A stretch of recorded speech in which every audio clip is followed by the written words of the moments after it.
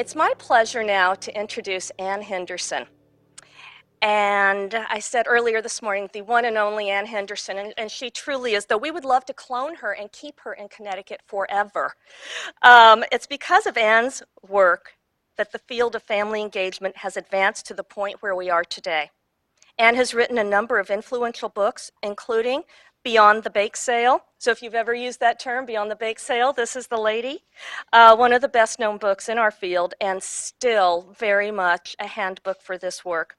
Anne has been a longtime collaborator with Connecticut and was the primary architect of our framework and definition. And it really was Anne's guidance with us that pushed us into many focus groups with families. And she kept saying, we need to hear from the families themselves. And she's always right about that. We're thrilled that Anne is here and continues with us in our journey to bring the framework to life. Please help me welcome Anne Henderson.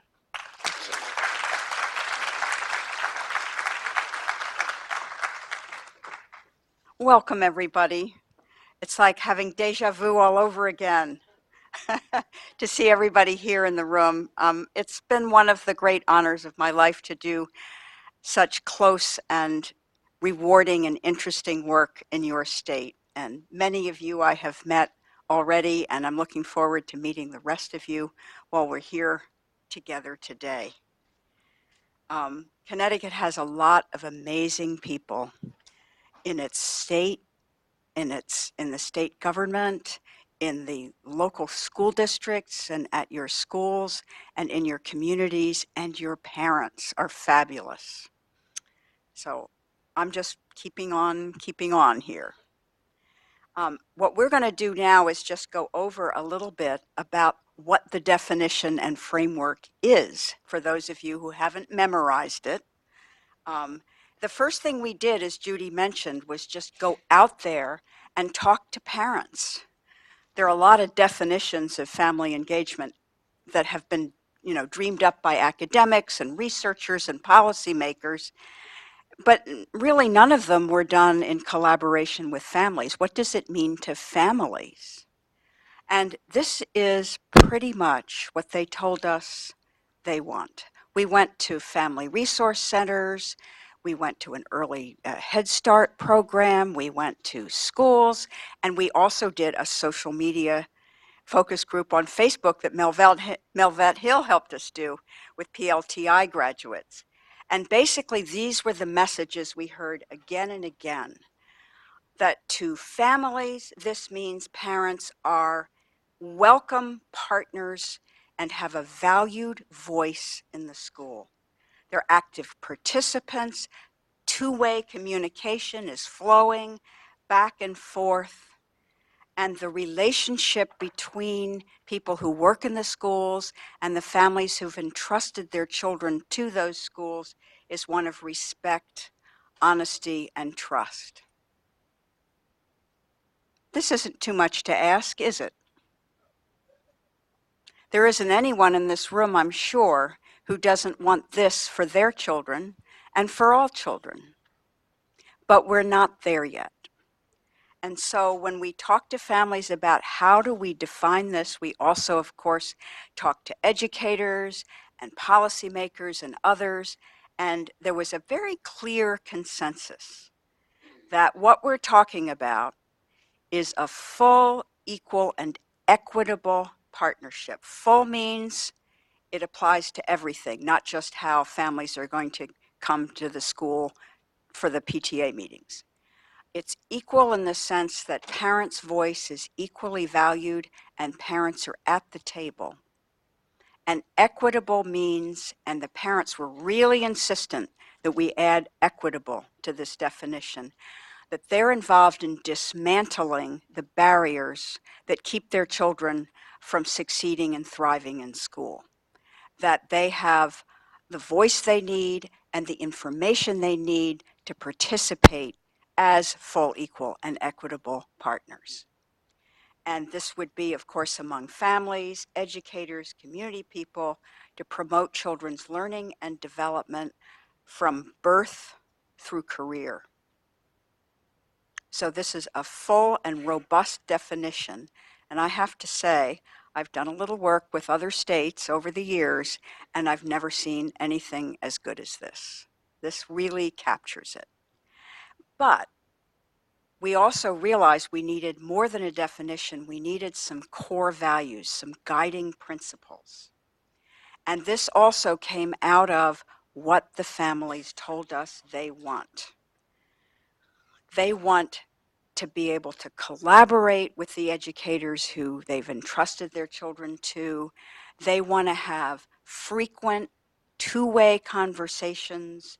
They want what schools do with families to be linked back to what their children are learning and doing in class, and show what high quality, high impact instructional strategies look like in the classroom. And they also want us to talk to the students. How often do we ask our students, how could we be a better teacher for you? How could this school be a better place for you? Are you happy here? What could we be doing better? Doesn't happen very often, does it?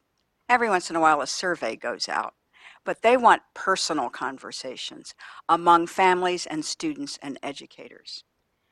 And they also want the many diverse cultures who have poured into your state to be respected and valued for all that they can contribute, so that the people who work in schools understand and appreciate their cultural backgrounds and what they can contribute. And finally, they want us to understand that parents are leaders. They're leaders at home, they're leaders in the community, they're leaders in school, and that we need to be working with them as leaders. You have one of the great programs in the country, the Parent Leadership Training Institute. It's the flagship parent leadership development program in the country. It's now in 17 states and spreading. And I'm hoping the next time I come back, I can tell you that it's in all 50 states and the territories too. So why is this so important? Can you guess who this is? I'm shameless. It's my grandchildren. They live in Brooklyn. They're dressed up to go to school as characters in their favorite books. And they love going to school. And this is what it's all about, as these beautiful children that we have in our schools and in our families and in our communities. So the evidence is really clear. This is what I've been tracking since 1981. Family engagement has a powerful, long-term impact on student achievement. There's no getting around it, and we should be putting this front and center when we're thinking about how we improve our schools and our academic achievement and our children's social and emotional and academic development. Family engagement is a core strategy. When families are engaged both at home and school, not only do kids do better in school, but the quality of schools improves all the way through high school. And this is true no matter what the demographics of your school community. All kinds of things happen when families are engaged. Not only do kids do better in the way that we test and measure, but they're more motivated. They tend to go on to higher learning and higher impact programs. They adapt better to school. They attend more. Really, there aren't any negative side effects, people. It's all positive, and it's all long-term and sustained when the quality of the family engagement is high. Now, when I first put out The Evidence Grows in 1981, and I started going around talking about it, I frequently got this argument that I still hear today, which is, well, if it's so important and it affects the kids so powerfully, why the heck aren't parents more involved? What's the matter with them? The answer to that question is that the ball is in our court as educators. And I'm sure the parents in the room will nod when they hear this. It's what we do, our practices, our welcoming, that we invite and encourage and guide parents to become involved. How many people have ever crashed a party? Really, just gone someplace where you were not invited? Okay, a couple of bold people. Well, I never had the nerve to do that, and most people don't. So I think parents need to feel that when they walk through that door, nobody's going to go up to them and say, "Who are you? What do you want? Why are you here?" Because that can happen. So we need to be thinking, we need to be looking in the mirror rather than pointing out the window if our families are not engaged. So what does good look like? We're going to be talking about this in our panel next, because the people who really know what good looks like are the people who are doing good practice on the ground right here in your state. But we're just going to take a little look at the research here because it reveals something very interesting.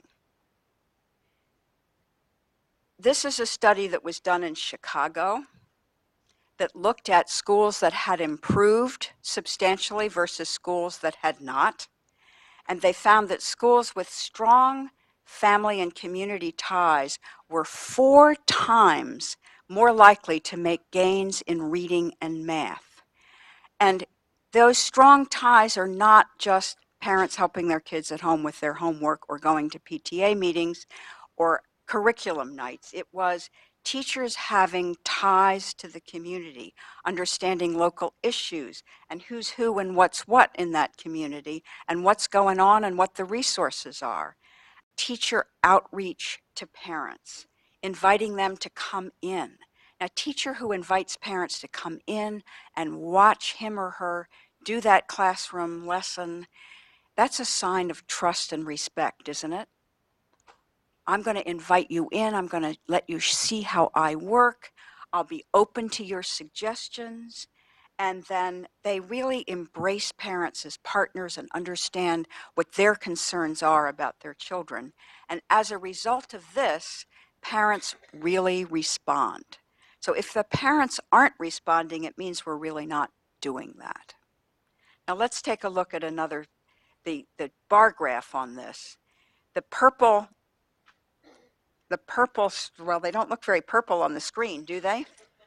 The tall ones that are a little bluer, they're what happens when a school is strong in that area. Parent involvement's the second from the left. And the lower bars are what happens if they're weak. So 4 times more likely, and it's just as important as school leadership, teachers' work orientation, the safety and order in the school climate, and the way the curriculum is aligned with the standards and the assessments. So everything, all these are the 5 essential conditions for schools to turn around. And family engagement is not an afterthought or something that we do after we've done everything else. It needs to be built right in. And then another study I'm going to tell you about looks at Title I schools and what was working to improve student learning. And they found that everything worked much better when there was teacher outreach to parents. And there were 3 components, 3 high-impact components. Meeting with families face-to-face. So each teacher made a personal, direct contact with every family, not just who happened to show up at back-to-school night. Intentional outreach. Sending materials home on ways to help their kid at home that were linked to what the kids were actually learning and doing in class, that gave the parents a window on the classroom. And then they stayed in regular touch about student progress, not just here's the report card and here's the bad news at the parent-teacher conference. What usually happens when the phone rings at home and it's the teacher on the other end? Not so good. The kid goes and hides under the bed. The parents are like, what now? What if it were different? What if it were the teacher calling and saying, we had a breakthrough today, or your child is such a joy, something happened, I want you to know about it, or she's really mastered her math, whatever it is, so that you're building up a bank of information and credit with each other that can serve you well if times get tough. So let's just look back at these guiding principles again, because this is what the parents told us they wanted. Trust and respect, two-way conversations, linking family engagement to student learning. This is exactly what the research has been telling us is the most effective practice. And the parents we talked to had not read the research. They hadn't even read Beyond the Bake Sale. They just knew from their own lived experience. So it's, yet another reason why we must engage closely with our families, because they know what works for their kids. They're experts on their children, and that's valuable information we need to be more effective as educators, and then educators can feed back what they're doing in class so parents can reinforce that at home, and you have a major gain for the school quality and for student learning and achievement. And when we work with families as leaders, it has a ripple effect across the whole community where parents become more actively engaged, their confidence builds, they start to engage their neighbors and their friends, they start to advise public officials about what would really work in their neighborhood and what they need. And it basically invigorates our democracy to start engaging families the minute their kids are coming into our early childhood programs all the way through, so that they are developing as leaders and can make our whole community a much more vibrant, healthy, not polarized place. I think that this is something we really need right now in our country. So now we're going to look at partnerships in action. And I want to ask our panelists to come up. Andrea Hassell, Kristy Zaleta, and she's bringing a student with her, Camilla Dominguez, Bob Testa, and Cynthia Zingler. All right, so I'm going to give you just a little preview of what we're going to be hearing from each of them, and I'm going to be channeling Oprah. That is, I'm going to be drawing them out. We're going to have a conversation rather than just a succession of talking heads. Not that their heads can't talk really well and be very interesting. So Andrea Hassell is a parent from Naugatuck and was welcomed and embraced by her early childhood program. And she'll tell you about how her daughter's doing now as a result of that. And then we have Kristy Zaleta, who is the principal of Rogers Park Middle School in Danbury. Okay, middle school, final frontier on family engagement. And Kristy, I think that school was a little underperforming, shall we say, when you got there. And she has really turning things around. She is a former Teacher of the Year twice, I think, in Danbury. Just, okay, well, you should have gotten it twice. And one of the interesting things she's doing to get parents engaged is to work really closely with her students. Because when parents know that their kids are honored and valued in school and are playing an important role in developing the quality of the school, they're going to come and they want to know all about it. And so we have Camilla Dominguez with us. She's an 8th grader, and let me tell you, she's awesome. So they're going to talk about what they're doing there. And then we have, and that's Danbury. So next we have Vernon, and we have Bob Testa, who's an assistant superintendent, and one of his jobs is encouraging family and community engagement in the school district. And he has a district coordinator for family engagement in Cynthia Zingler, who's doing a terrific job. And that was in part funded by the Hartford Foundation for Public Giving, right, as part of its major initiative in the Hartford region. So I'm going to start with Andrea, and I'm going to ask her a little kickoff question, and she's going to tell you her story. So is this working? Good morning. Great. So Andrea, you arrived in Naugatuck, and what happened? Honestly, I didn't really know anything about Naugatuck. It was kind of like a seemingly moving overnight type of situation. And when I first got there, obviously I became a single mom, and I didn't know what to do with my daughter. You know, it was hard. I'm a realtor, so there was times that I could take her with me when I was meeting clients or people that I already knew, but in other situations it wasn't appropriate. So trying to balance being, a new single mom and trying to engage her and have places for her to go to play, to How old socialize was and she at the self-develop. time when you She got there? was 3. 3. She was 3. A curious toddler Yes. into everything. Definitely. Definitely. Very interested in everything. And then what happened? So I got to a place where I decided that I would try to look into some other, like a preschool or something to that effect, just so I can kind of get into work and kind of help her stay on target with her learning. And I ended up, unbeknownst to me, I ended up at the Naugatuck YMCA, and they had a PDG program which allowed my daughter to attend for free. Now, with this, it was my first time putting her in anything. When my daughter was born, I was very hands-on because I felt like, once she gets into the world, everyone's going to start telling her who she should be. And I wanted her very first few years to be formative and for me to be able to speak words of encouragement and life into her so she would know who she was before she got anywhere.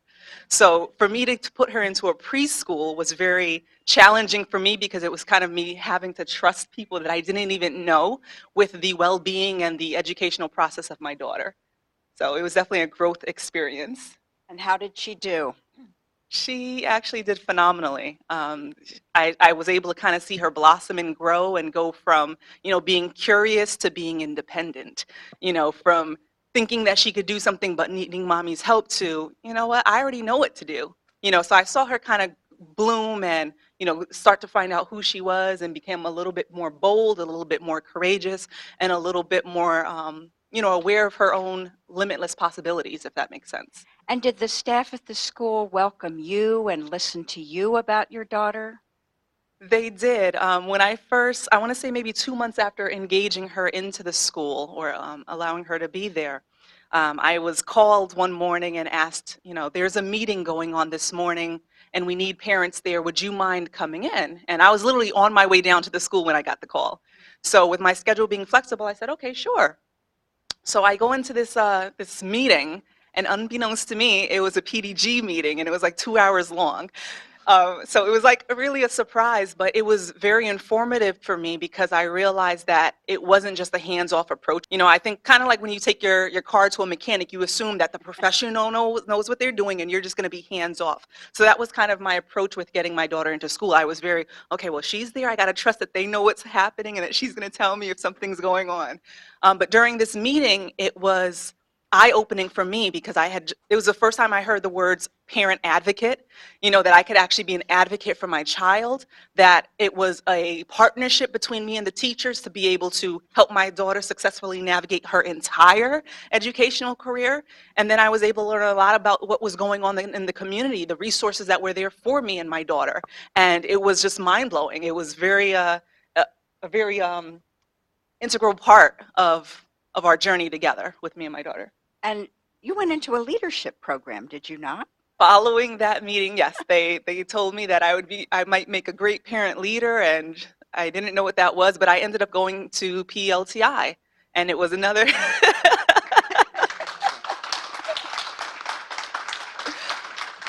and it was another integral part of helping me take the language of parent advocate and parent leader into seeing it in action. Learning more about how to make change in my local communities and how the government works and what a community is. And, I'm someone who I don't have a lot of family nearby. I never really felt a sense of community. I've moved around a little bit. So it was really the first time between being able to partner with my daughter's children and kind of realizing that I had a support system there, and then going to PLTI and feeling like I had a community there. Like So a second family in a way, right? definitely, Yeah. definitely. Fantastic. And now, was your daughter ready for kindergarten when she got She there? was beyond ready. When she got into kindergarten, like the first time that they invited the parents in to kind of see the classroom and things like that, I said, I know this isn't really parent-teacher conference time, but since I'm here, I just have a question for you. How's my daughter doing? I realize that this is a partnership between you and myself in order to maintain, my daughter's education, and I really want to be part of the process. And she just looked at me. She's like, I've never heard anyone say that before, but you're so right. We are partners in this. So she was able to kind of give me some different things that I can help my daughter with at home. That way when my daughter gets home, I know what to talk to her about. I know that she's been learning these specific sight words because her teacher sends me little memos. Or, I'm able to send a text message, hey, this is what my daughter mentioned about this. Is this accurate? And realizing that I can go to the school and read to my daughter's classmates and just different things like that. You're And I part would of the team. I am. You're And I part would of have never thought that I could be.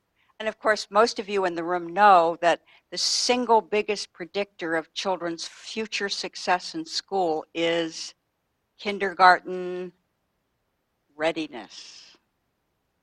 So your daughter has a brilliant future ahead of her. I have no doubt. So let's move to the middle school level now.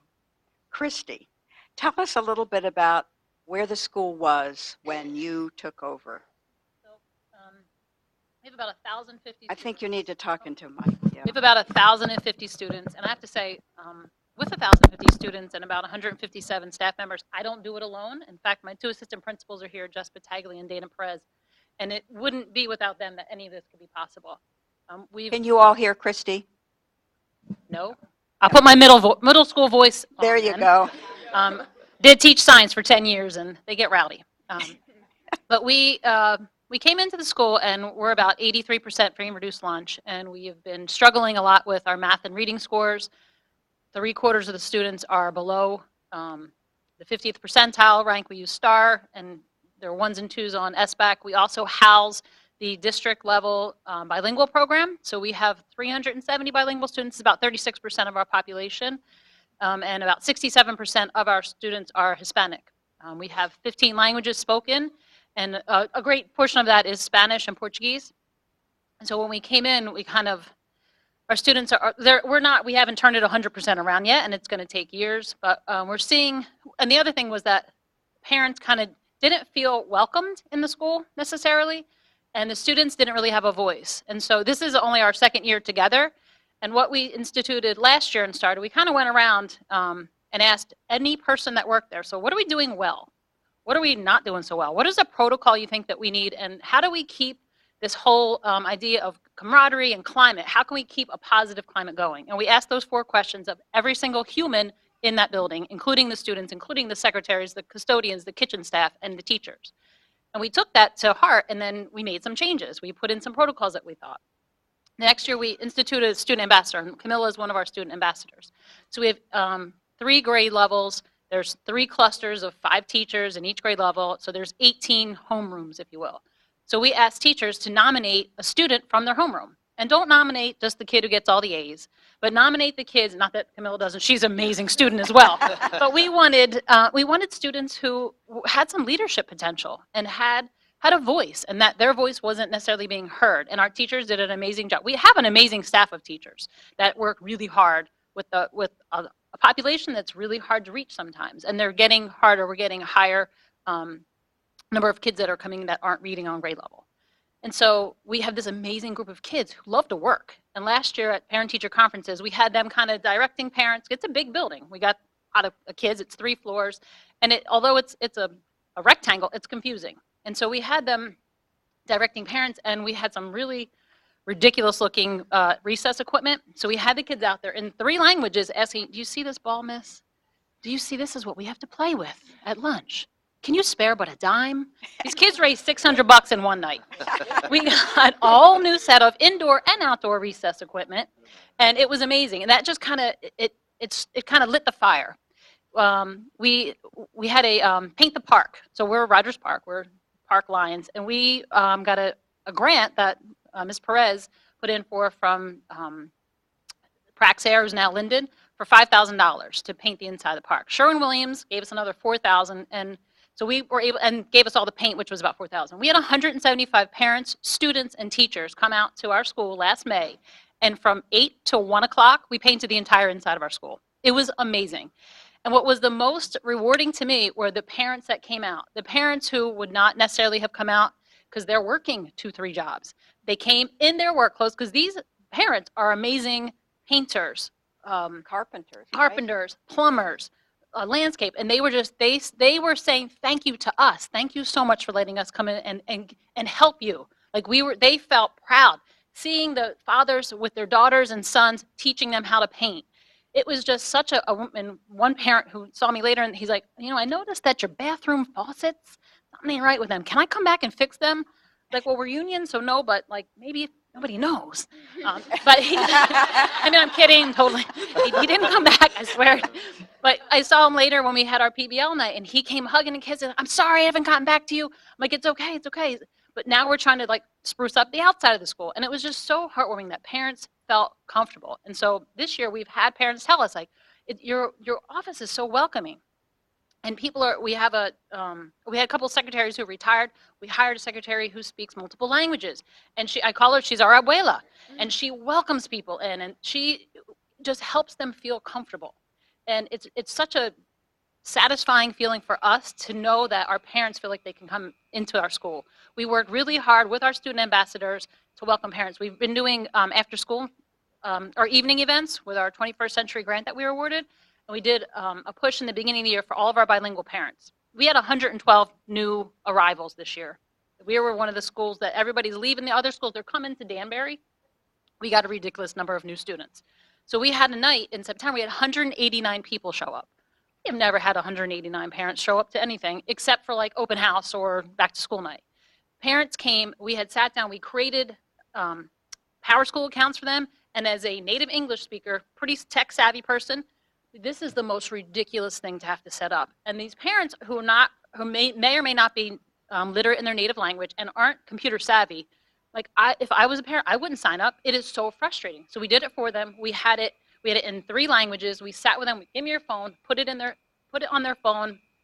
I'm an iPhone person. I learned all about Samsung, got it on there, and now the parents are able to see in Power School. And so it was just something we had the next month. We had an immigration one. We were a little nervous because people were like, immigration, ICE is going to be there. No. We had an immigration lawyer, and we had DACA students come.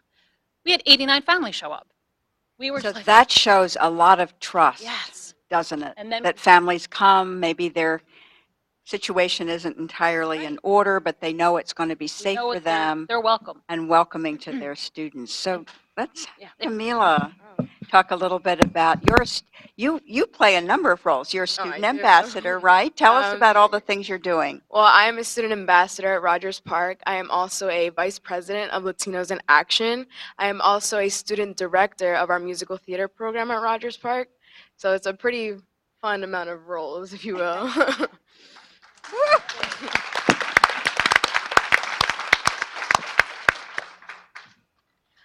For Latinos in Action, not only is that something that's so fun because like you meet new people every day. Like we have new students and we tutor the new roster. Like Dr. Zaleta said, like they're not necessarily comfortable in the new language, coming from a different country, coming from a different place. And like when you have somebody, a student, from a student perspective, and you're allowed to go in there and tell them, hey, like you're not alone. Like we also struggled at some point. Like at some point we didn't know the same language. Like at some point we had the same challenge you did. And like I said, from a student perspective, it's so much easier for that other student to understand where you're coming from. We were able to go in there. We taught them numbers, how to tell time, the alphabet, and we did see like amazing progress. And they were so happy to see us. Like we would be able to see them every week. We got tutors. And our tutors who are there for Latinos in Action, they're so excited to meet new kids. Another thing we're doing is also tutoring South Street. You know, we walk there Wednesday and Thursday, and we're there, and you know, we tutor those kids as well. We're one of those people who want to be able to give them a career and send them to college. That is our goal as Latinos in Action program. We want to send them to college, and we want to bring them and boost their amount of confidence that they may lack sometimes. confidence is something that Latinos in Action prides on. Like, we are able to teach them how to read and math and stuff. And from a student perspective, like I said, it's so amazing to see another student be able to feel comfortable with somebody else. Wow. Awesome. It's fantastic.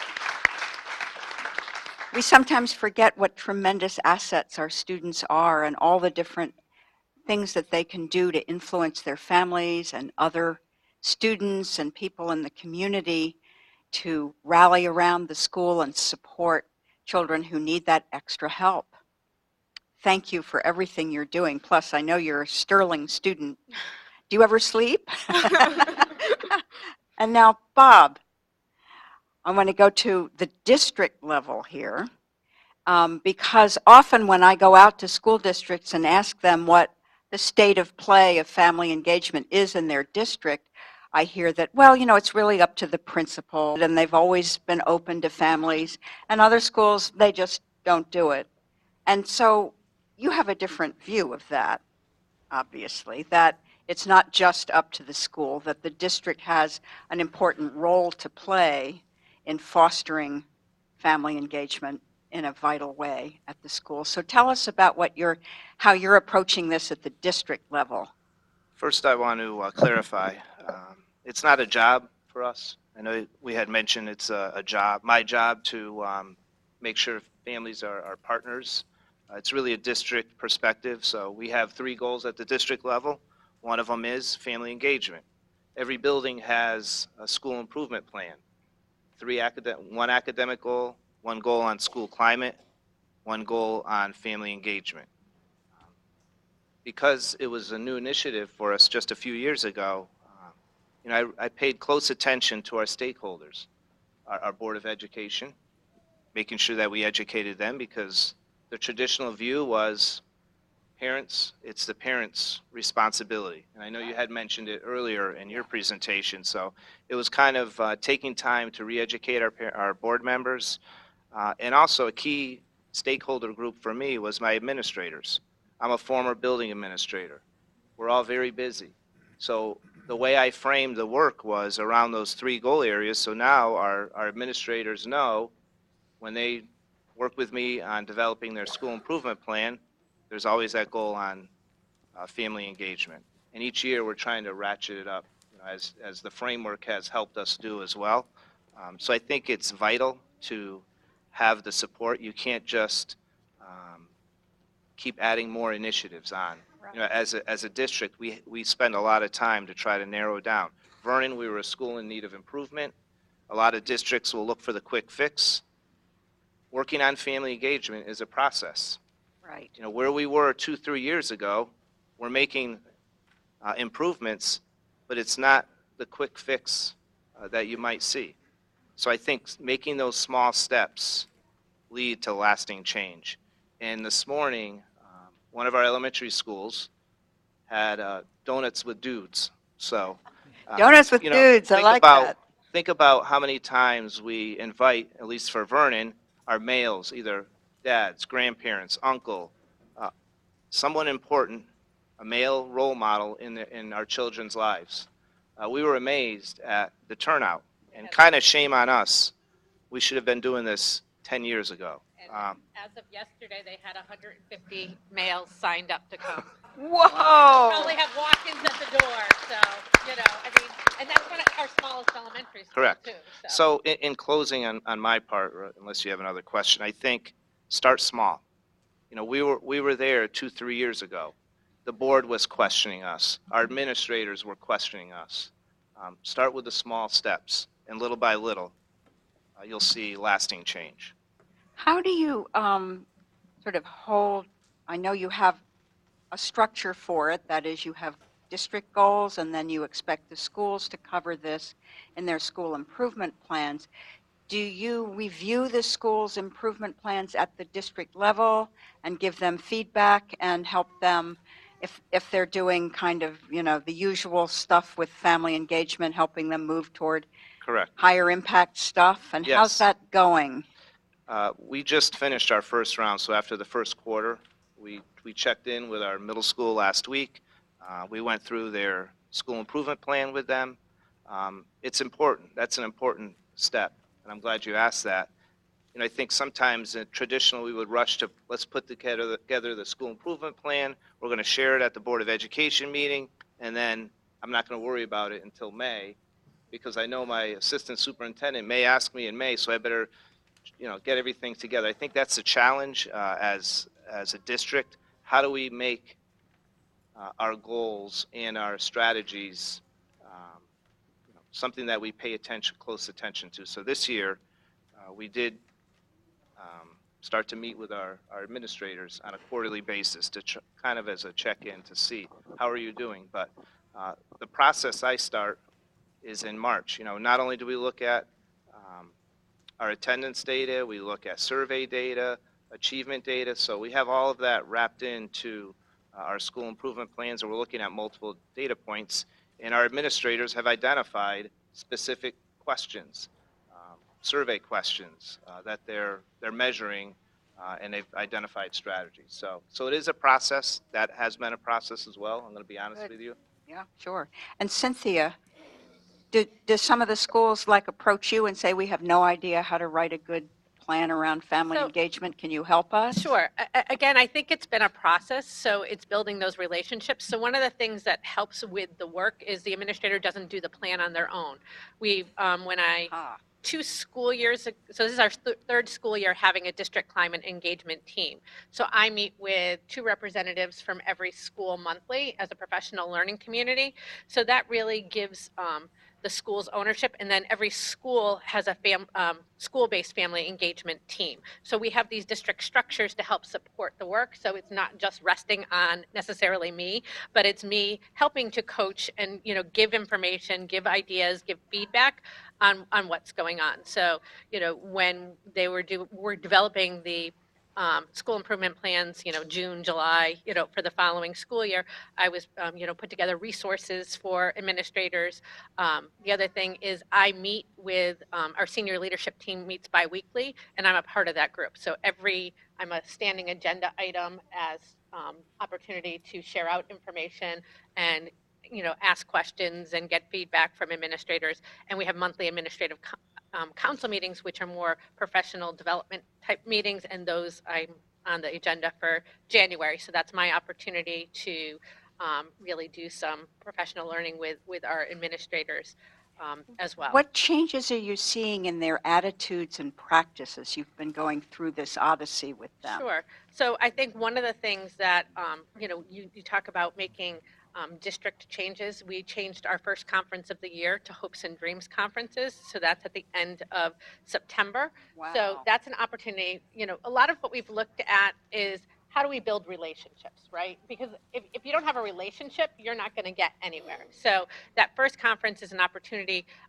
We're not going over test scores, those kind of things, but it's really getting to the teacher and the parent getting to know one another, setting the goals for the child for the school year. So I think that's one of those structural changes and it's interesting. I was talking to a parent, and this was her 3rd time through, and she's like, she goes, this year. So again, it's a growth process. She goes, I really felt it. She goes, I really felt, she had 3 kids, and she's like, and it was consistent. So I feel like Consistent. and they all followed so she said the conversations were all different, but they followed the same format. So it's becoming part of, and it takes time to get to that point. So it's becoming part of the culture of how we do things. And I think that's one of the things. System change takes time. We have our champions. So I feel like my district climate engagement team are my champions across the district. And then you have to build those relationships and build trust and build that understanding. So I think that finding your champions at first are those that can help build the capacity of others at the school level. Because again, it's important that I have that leadership opportunity, but I'm only one person, right? And we've got 7 schools. And how do we, again, systematize some of these things? And I think those are some of the things. Looking at welcoming walkthroughs. So we are doing welcoming walkthroughs across the district biannually. So I do half the schools one year, and then half the next year, and that includes family members, community members. So again, it helps us reflect on what's going on. We engage community members and parents on our planning team for the office. So that's an advisory group that meets quarterly, and it's not just listen and get, I think. And it's shifted over time, too, to really have that opportunity for parent feedback and parent voice, and using that to help inform our office and the work the district is doing. So you're really working to create a learning community Correct. that's sharing ideas and moving forward and learning. Now, I know Danbury does a lot at the district level to promote family engagement. They have a wonderful welcome center where families can come and register their Yep. kids, but also plug into different resources. You have something like that too in Vernon. And what else is the district doing in Danbury that you would say is moving things forward? How many middle schools are there? We have 3 middle schools. There are 2 comprehensive around the same size, and then a magnet, intra-district magnet. So we've around 3,300 middle school students. We also have, I was laughing, we have SIP plans, or SIPs, and we do. School don't give them improvement any plan? ideas that we have to go more than twice. We meet 3 times a year to talk about our SIP plan. But I think we have like 21 schools total, so I don't know if they'd be able to pull that off. Good luck with yours. And we work a lot with the district. It's our district person's here, Anne, and constantly getting information from Anne, like this is ways that you can engage with parents and really promoting that. The 21st Century grants that 2 of the 3 middle schools were awarded this year really helped us to bring more kids in after school. I'm a parent as well. I have a high schooler and I have a 4th grader, and I know how important it is that they're engaged in school. And so for us to be able to have kids, we have over 100 kids in our ELP, our extended learning program, and we have, I think we're up to like 10 certified teachers that are there working with them. Our grades just finally closed. I'm really eager to look at how did the students who are in this program, how'd they do the first trimester? We are not proponents for retention, and we put in place last year with students, and we worked with parents like this, your child's on the trajectory to like not pass for 6th or 7th or 8th grade. This is not good. We know retention at this age doesn't really work unless it's like super, special circumstance, and we had kids coming in after school. So we've been working with parents on kind of goal setting, like what she was saying, this idea of having them come in. We had one of the 8th grade clusters, instead of our November conferences where we come in and tell you about your kid, they had the students. They did student-led conferences. So the students spoke, and they were the only group of teachers that didn't go home and completely exhausted on the late night at 8 o'clock. They're like, we're ready to go tomorrow. Because the kids were telling me, these are my strengths, these are things I need to work on, here's the goal that I set, and here are my action steps. And so these are things teachers do for themselves and administrators do for themselves, and we do for the school, but now we're having students do that and engaging the parents and like, hey, this is where I'm at, and I know what I have to do as a student. And so we're looking, that was just one little pilot. Is that practice spreading across the middle schools in Danbury? We just started that this year. So we do Excellent. meet as a professional learning community, as a PLC. We actually meet Thursday, and there's 8 administrators across the 3 schools, and my previous job was as an associate principal for instruction. I worked with all 3 middle schools to kind of come to the same consensus of what things we're going to do, it's not just about the curriculum, about projects and programs, but we work as we're a tight-knit group that meets twice a month and talks and shares practice. Hey, this really worked for me. Well, did you do this? Did you try this? Which is really exciting. Consistency, Yeah. so important. And are you seeing that in Naugatuck? I know your daughter's now just in kindergarten, but if she's going to be there, you're going to want to see the kind of experience you had in early childhood and kindergarten spread throughout the whole district, right? Definitely. So you're going to be a parent leader, leading the charge on that. You're talking to other parents at upper levels and finding out what the story is. I think the great thing about it is now I know that I have a voice to do so. So trying to be more, like when they ask for parent help, I was there to help with a book fair last week for the holiday shop, and they had like the PTO and things like that. So it's giving me an opportunity to kind of mingle with other parents and kind of, pick up best practices or figure out how we can come together to support our children all at the same time. Thank you all so much. I wish we had more time, but